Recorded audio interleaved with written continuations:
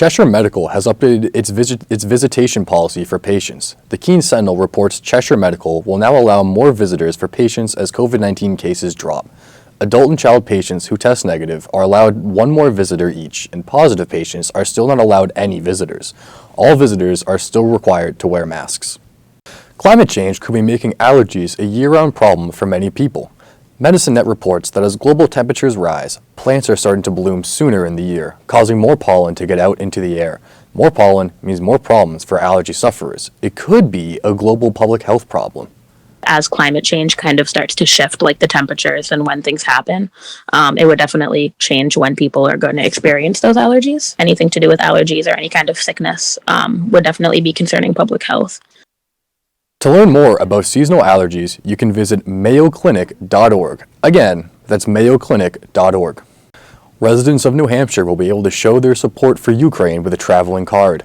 WMUR reports an 8-foot-tall card will be traveling all around the state for people to sign. Organizer Jim Conant says the card gives the people of New Hampshire a chance to express their care for Ukraine. The card will next make stops at Fox Run Mall and the Conway Town Hall. It was in Keene on March 28th.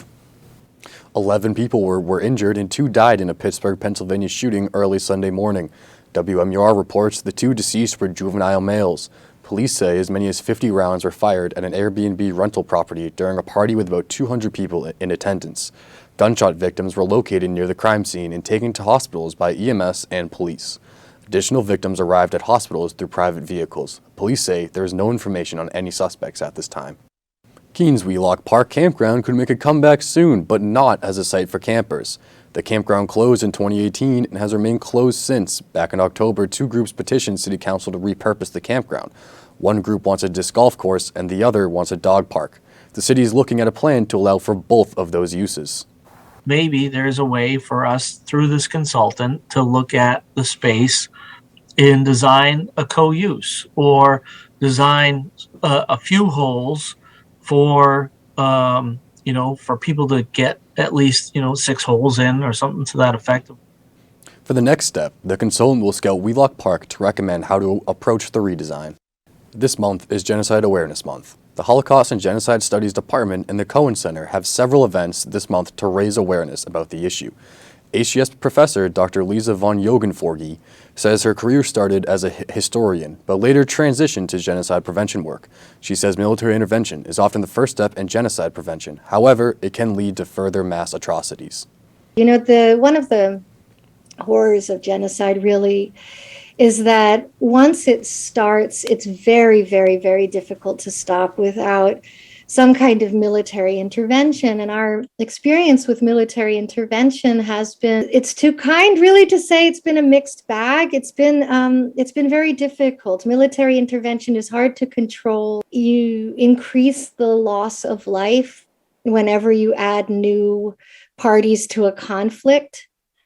So it's hard to justify. To learn more about Genocide Awareness Month, visit the Cohen Center in the Mason Library. Catherine Frisk was a trailblazer in women's education. She was born in Worcester, Massachusetts, and moved to Keene when she was 27. Here she opened a young ladies' seminary school, which is now the President's House on campus. The director of the Cheshire County Historical Society says Frisk's name is on other buildings as well. The only direct connections that we can see are on the Keene State College campus today. The first residence hall on the normal school campus, now Keene State, was Fisk Hall, and it's still there, still used today. So students can learn about her and know who she is through Fisk Hall. Back in the kitchen, most customers can't see where the stress of the restaurant industry builds up. Back here, it's a combination of hard work and long hours. Work about 10 to 12-hour days normally. Today I'm working a 13-hour day.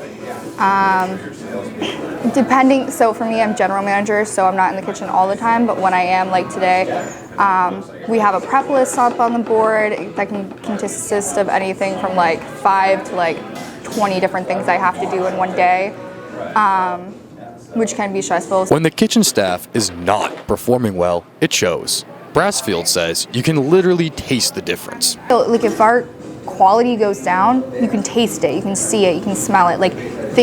When you don't do a good job, people notice, and then that brings everyone's expectations down. The restaurant industry is dealing with short staffing and high customer demand right now.